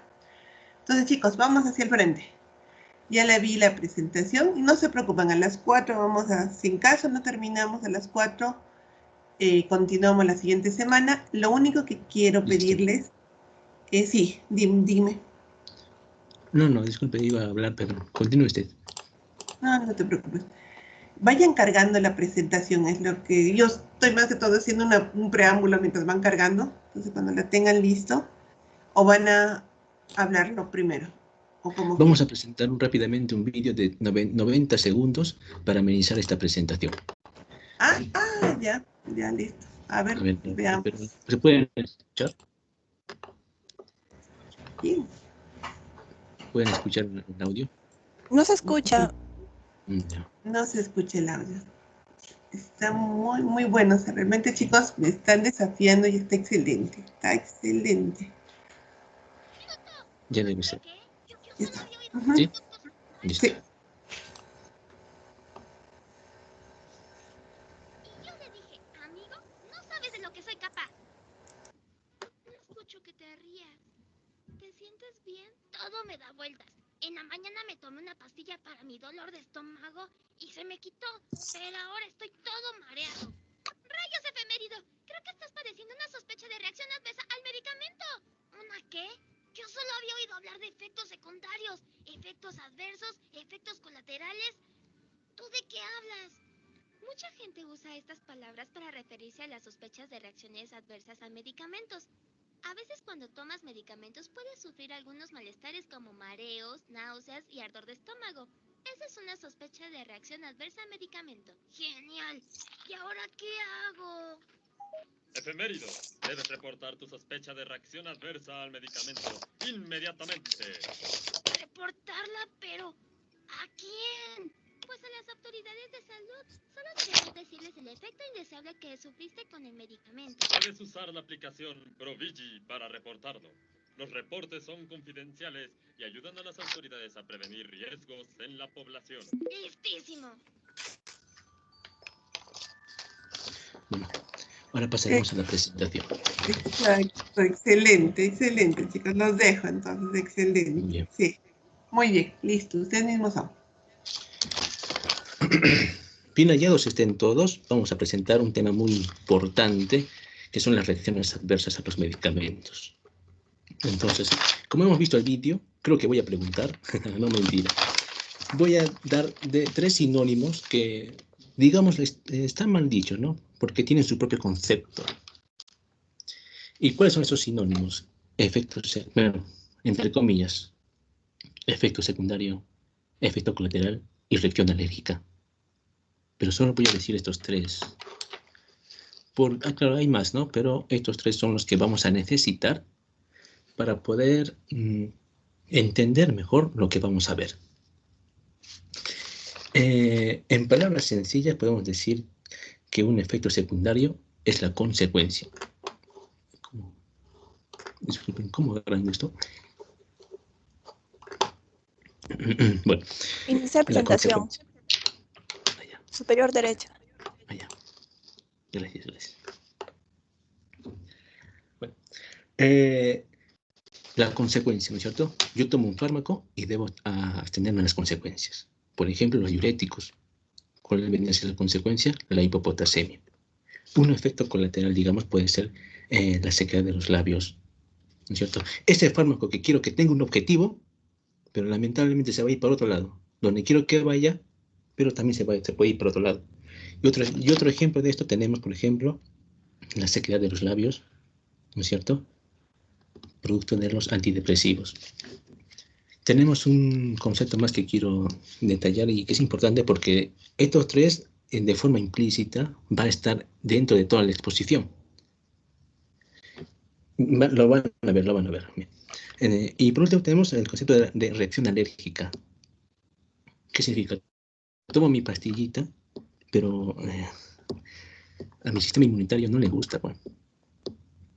¿Y qué es lo que va a hacer? No responder. Muy bien. Entonces, esos tres vamos a tener en cuenta y lo que vamos a ver a continuación va a ser, ¿no? Conceptos, clasificaciones, y toda esta información está sacada de un libro muy importante, el libro Vázquez. ¿Sí? La mayor parte de este texto. Vamos a ver también la eliminación, ¿no es cierto? Y a qué personas va a afectar más. Y vamos a ver también que nos vamos a dar cuenta que está íntimamente ligado a la exposición anterior. Entonces, esos cuatro componentes que hemos visto, ¿cuál era? Absorción, ¿no? Distribución, así pues, ¿no? Los cuatro, que ustedes saben mejor que yo, van a estar íntimamente ligados a estas reacciones adversas. Entonces ya no voy a hablar más porque tenemos poco tiempo. Karen, por favor.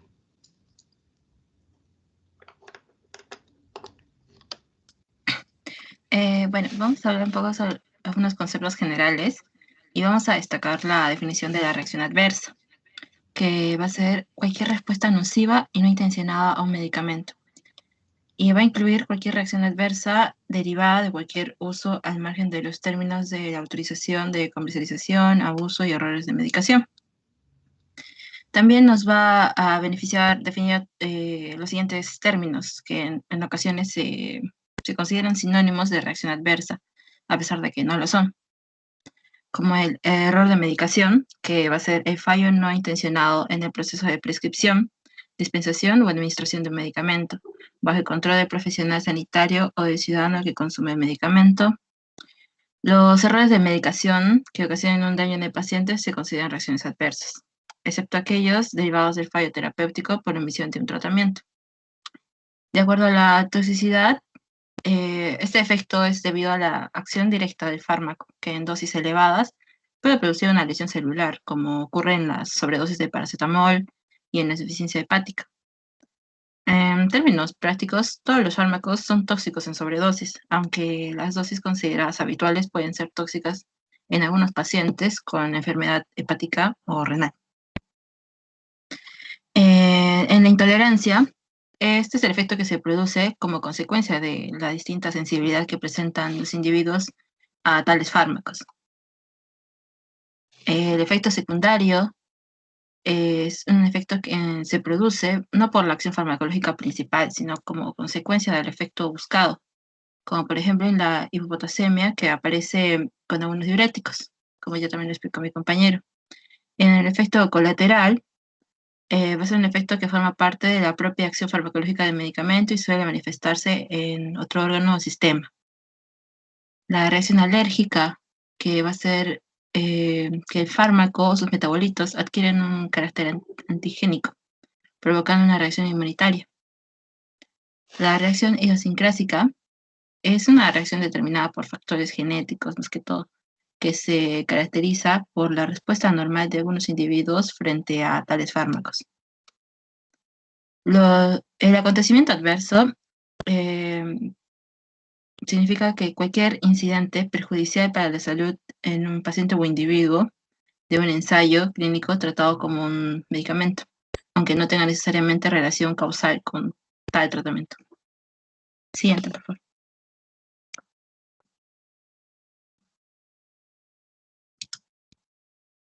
Siguiente.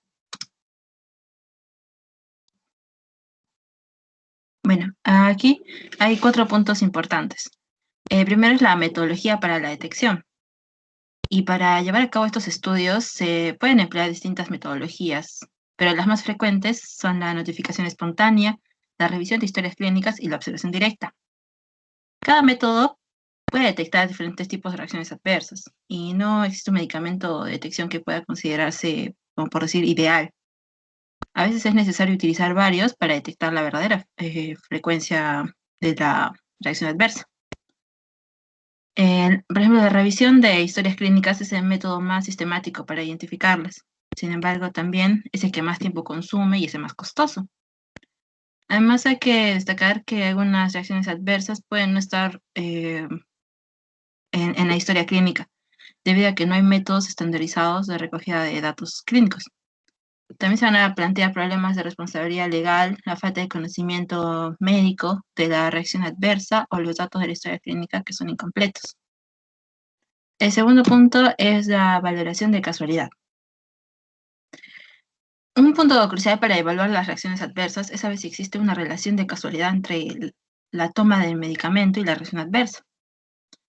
Esta evaluación se puede ver dificultada debido a que la reacción adversa no solo va a depender del medicamento, sino también que existe una serie de factores de riesgo asociados que pueden facilitar su aparición. Un mismo medicamento puede producir varias reacciones adversas y varios medicamentos también pueden producir la misma reacción adversa. Por ello, cuando se va a evaluar una reacción adversa, la gama de aproximaciones es amplia y ninguna ha alcanzado como una aceptación unánime entre todos. Ahora, en el tercer punto tenemos que ante una reacción adversa, lo primero que nos vamos a preguntar es si ese medicamento puede producir esa reacción en general. Y para contestar esta pregunta hay que analizar toda la información disponible sobre el medicamento que estamos viendo. En el caso de las reacciones denominadas de tipo A, puede ser relativamente fácil de demostrar que un medicamento ha producido una reacción adversamente la realización de un estudio diseñado para tal fin.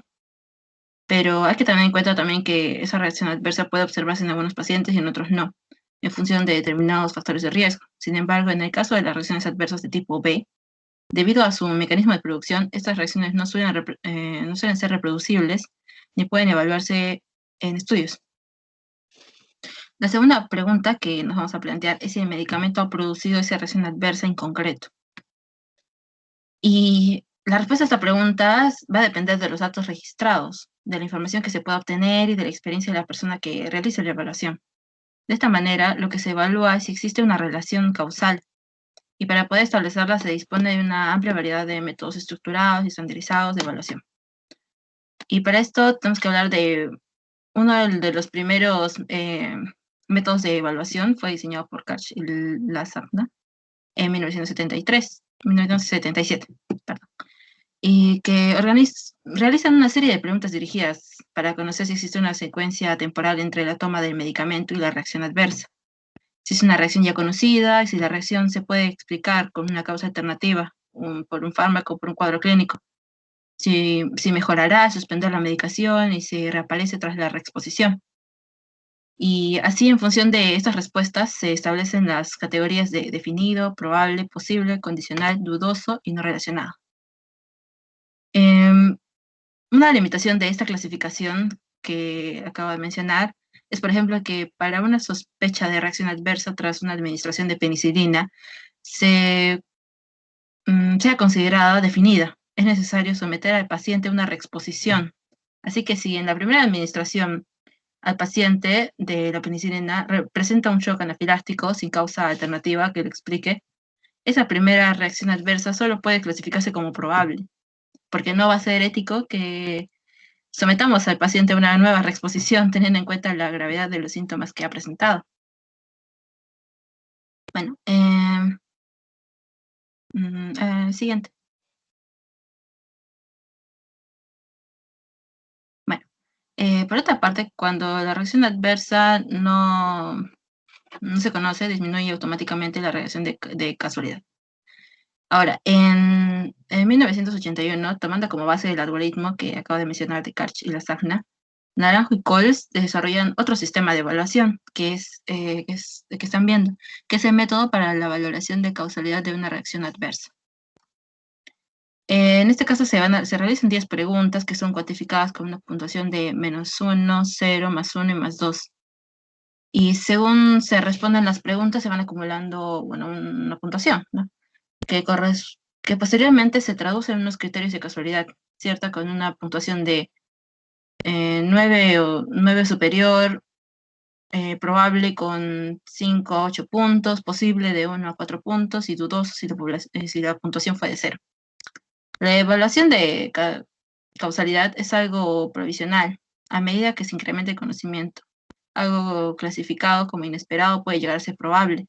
Por otra parte, la puntuación a las diferentes preguntas puede evaluar en función a la reacción adversa, así como la sordera por eritromicina es reversible y esto va a favor de la relación de causalidad. Pero en el caso de los aminoglucósidos, con los que puede ser irreversible, quizá la relación de causalidad no se va a establecer en el mismo sentido. En conclusión, ningún método de causalidad ha alcanzado una aceptación unánime. Por lo tanto, no se puede eliminar o cuantificar la incertidumbre, pero sí, como mínimo, establecer una categorización semicuantitativa. Así que el mejor método, al final, podría ser el que se utilice con mayor frecuencia, pero sobre todo, aquel método que uno esté más acostumbrado a usar. Siguiente.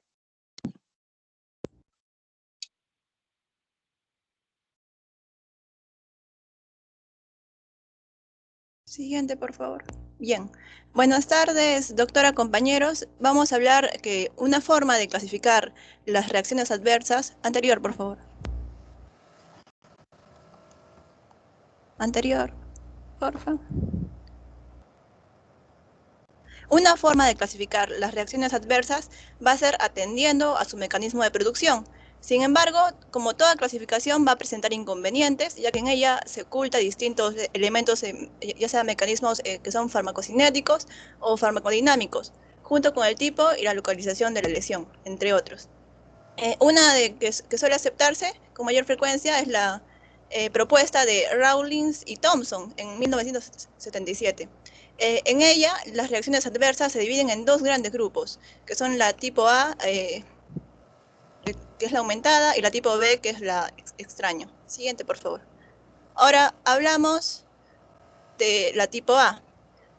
Son reacciones debidas a... son reacciones debidas a un efecto exagerado, pero en general va a ser esperado, ¿no?, dentro del espectro de las acciones del fármaco. Su intensidad suele relacionarse con la dosis administrada, siendo su tratamiento junto a medidas sintomáticas. En los casos graves, su tratamiento es correcto. Tenemos ejemplos, ¿no?, como la hipoglucemia secundaria al uso de fármacos antidiabéticos. La somnolencia, ya sea por causa de las benzodiazepinas utilizadas como ansiolíticos, y las hemorragias como anticoagulantes. Ahora, este tipo de reacción supone mayor porcentaje, algo de 80%, de todas las reacciones adversas, y muestra en su gran mayoría alta morbilidad, pero baja mortalidad. Son dependientes de las dosis y por lo tanto se puede corregir en algunos casos con un ajuste posológico. Tenemos las reacciones adversas de tipo B, que son reacciones que no son esperables y no predecibles, a comparación de la tipo A, ¿no? A partir del conocimiento que se tiene del mecanismo de acción farmacológica del medicamento, cuando se administra en las dosis habituales y en pacientes que podrían manejarlo de forma normal. Entonces, no están relacionados con la dosis administrada y se deben a ciertas características que presenta el paciente. Aparecen en un bajo porcentaje en pacientes, pero se asocian a alta mortalidad. Tenemos ejemplos como las reacciones anafilácticas a la penicilina, como nos habló la compañera, o los cuadros de hemólisis que aparecen en déficit de glucosa 6-fosfato deshidrogenasa. Y es cuando reciben fármacos de carácter oxidante, como son las sulfamidas, primaquinas, entre otros. Como dije, estas reacciones adversas de tipo B son poco frecuentes, pero cuando aparecen se asocian a una alta probabilidad de poner en riesgo la vida o ser gravemente incapacitantes. Clic, por favor. Entonces, Lucero, en una palabra, tenemos la tipo A, la asociamos a farmacología. ¿Por qué? Porque son reacciones predecibles. Para tipo B, lo vamos a asociar a idiosincrasia. ¿Por qué? Porque es una reacción determinada genéticamente y aparece aparentemente anormal que algunos pacientes presentan frente a un fármaco. O sea, no son predecibles. Clic, por favor. Ahora tenemos a Graham, Smith y Aronson en 1984. Surgieron que estos dos grandes grupos podían ser más ampliados, añadiendo un tipo C, que es crónico, y un tipo D, que es retardado, demorado. En las reacciones de tipo C, tenemos reacciones debidas a una larga exposición del medicamento, incluyendo cambios adaptativos, ya sea tolerancia a fármacos o la nefropatía por analgésicos. así como por ejemplo la insuficiencia córtico suprarrenal de rebote a suspender corticoides. Y la tipo D, que son reacciones diferidas en el tiempo, entre las que se incluye carcinogénesis y teratogénesis. Clic, por favor. Entonces, en una palabra, la tipo C lo relacionamos con reacciones asociadas a tratamientos prolongados, ¿no? Uso crónico prolongado. Y tipo D, reacciones retardadas, ya que son reacciones diferidas en el tiempo. Siguiente diapo, por favor. Ahora hablamos más a fondo de las reacciones de tipo adversas de tipo A. Estas, pues, cuando se administra un fármaco a varios individuos, la respuesta que se obtiene no es uniforme. Esta variabilidad se manifiesta en la mayoría, se va a manifestar de la misma manera que las distintas dosis que requieren diferentes individuos para alcanzar el mismo efecto, como en las diferentes respuestas que aparecen con la administración de las dosis y que constituye las bases de reacciones de tipo A. Suele ocurrir con fármacos que presentan índices terapéuticos que son bajos. Acá, como vemos, la clasificación de la que vamos a ahondar más a fondo del tipo A, las causas farmacéuticas, que tenemos cantidad de medicamento, velocidad de liberación, causas farmacocinéticas por su absorción, distribución y eliminación, las causas farmacodinámicas, que son por sus receptores y por sus mecanismos homeostáticos. Siguiente diapo, por favor.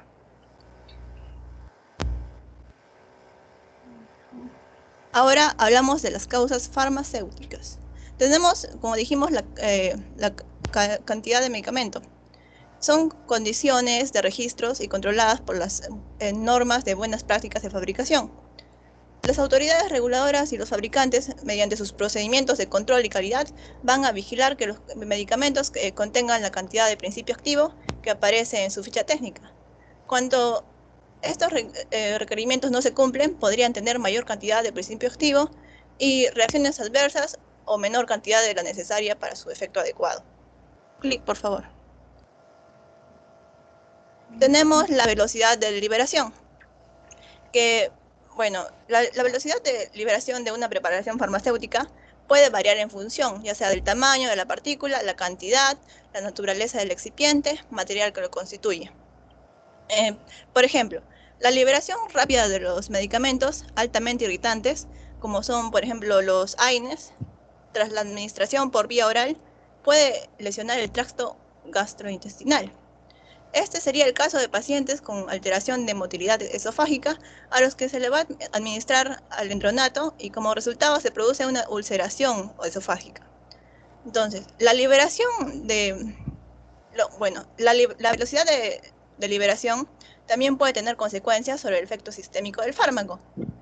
Los medicamentos de liberación retardada pueden contener mayor cantidad de principio activo que las reparaciones convencionales para lograr una mayor duración del efecto.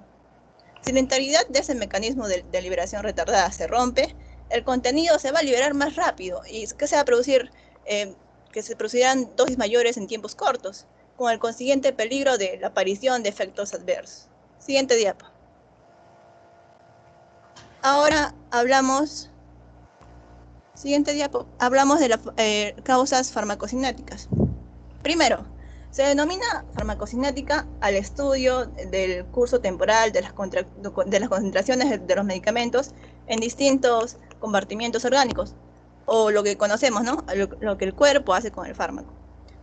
Las diferencias individuales que pueden existir en estos procesos al modular la cantidad del fármaco que llega al receptor van a condicionar la aparición de efectos adversos. La farmacocinética va a englobar procesos de absorción, distribución y eliminación de los medicamentos en el organismo. Siguiente clic, por favor.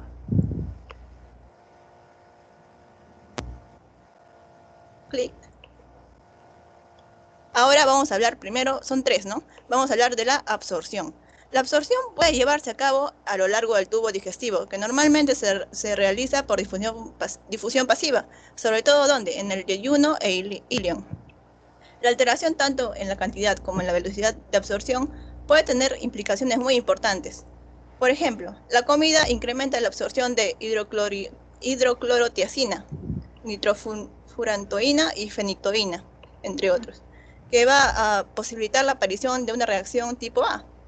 Los cambios de motilidad en el intestino delgado pueden tener consecuencias en la cantidad del fármaco absorbido, así como en una reducción de la motilidad puede incrementar la absorción de digoxina, que al permanecer esta en sitios de máxima absorción y posibilidad de la aparición de efectos adversos.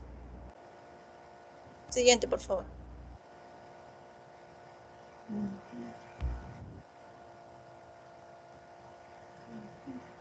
Doctora, Sí, a ver, vamos a ver. Justo quería con Lucel, porque de acá viene absorción, distribución, eliminación y también estoy viendo farmacodinamia, ¿no? sí, doctora. Entonces, chicos, Sí. bueno, es cierto, nos queda ya poquísimo tiempo, la verdad. Y tienen prácticas, me imagino, después. Entonces, mejor la semana que viene continuamos y ya concluimos con reacciones adversas e iniciamos con los, porque sí está completa, acabo de revisar la presentación de ustedes y está completa, sí está completa con lo que se necesitan reacciones adversas, ¿no? Desde el inicio.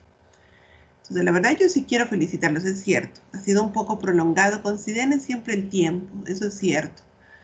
1 hora teórica para uno y 1 hora para el otro. Entonces, el número de diapositivas tienen que ustedes velar. Por diapositiva te demoras unos 2 minutos a 3 minutos, dependiendo, ¿no es cierto?, de qué cosa vas a comunicar. Entonces, si voy a hablar 1 hora, más o menos son 20 a 30 diapositivas máximo. ¿Sí, chicos? Entonces, nos vamos a quedar acá. Alexis, es cierto, nos vamos a quedar acá. Semana que viene continuamos con reacciones adversas, terminamos con ellas. Continuamos con caracterización de los fármacos y vamos a ver si cerramos con factores. De todas maneras, iniciamos, ¿sí, chicos? Sobre el quiz que nos quedaría, sería sobre administración, o sea, vías de administración. Yo creo que ustedes lo tienen más que amplio, realmente está súper completo, muy completo en vías de administración y formas farmacéuticas, sí, o sea, está muy completo, ¿eh? Y eso, ¿no? O sea, claro que no va a ser así a tal profundidad, ¿no? Tal igual, sino hay temas generales que sí o sí los tenemos que conocer, ¿no? Entonces, yo cualquier cosa le voy a comunicar a vuestra delegada, que ella también está súper preocupada por el tiempo, ¿no? Y yo le entiendo también, pero me da mucha pena cortarlos, la verdad, cortarlos porque hay mucha información ahí. Claro que ya saben, o sea, dosifiquemos un poco. No se ha respetado en ese aspecto. En caracterización, ya saben a qué se refiere, ¿no? Tiempo de vida media, periodo de latencia, área bajo la curva, es muy bonito. O sea, la farmacología es linda, chicos. Y están siendo un equipo que me alegra mucho haber cerrado la semana porque estaba un poquito triste, sí. Pero me la han cerrado muy bien la semana, ya que han entendido, o sea, a qué nos referimos con reacciones adversas y a vías de administración, aunque también el grupo anterior también lo hizo, ¿no? O sea, le dio su enfoque necesario y eso sí, o sea, pudimos casi concluir, no concluimos el 100%. Entonces, cualquier cosa yo me comunico con la delegada, vayan estudiando lo que son vías de administración, ya les aviso el horario, que será máximo, chicos, 10 minutos, máximo 10 minutos, no les va a quitar mucho, para ver cómo estamos en este tema, ¿ya? ¿Alguna duda, chicos, antes de, ya son las 4 de la tarde, de que tienen prácticas? Doctora, buenas tardes. Disculpe, tengo una pregunta. Acerca de caracterización de los efectos de las drogas, como usted mencionó, le quería preguntar, ¿teníamos que hablar acerca de farmacometría? Digamos, ¿tendríamos que hablar ahí de curva de distribución normal, curva de dosis-respuesta, algo así? Sí, Después yo sí. busqué, sí, buscamos con mi grupo y también nos apareció como parte de caracterización de las drogas el Sí. separarlas, digamos, en depresoras, estimulantes, alucinógenas. ¿Eso no es caracterización de las drogas? No. Solo lo que sí es curva dosis-efecto, pendiente, porque vamos a ver la pendiente para ver la seguridad, ¿no es cierto? Margen terapéutico, índice terapéutico, que son parte de la caracterización, ¿no? Periodo de latencia, tiempo de vida media, que eso es importantísimo para entender en realidad cómo se da la frecuencia de la administración de los medicamentos. Eso es más que todo, corazón. ¿Así hizo bien? Ya, Sí. doctora. Muchas gracias. Sí, o sea, gracias. Sí, chicos, más que todo para identificarlos, no caracterizarlos en esos aspectos. Ya no se olviden, índice terapéutico es importantísimo, ¿ya? Y diferenciarlo de margen terapéutico, ¿ya? Lo de factores, ya saben, factores, o sea, hay varios factores que están involucrados, es cierto.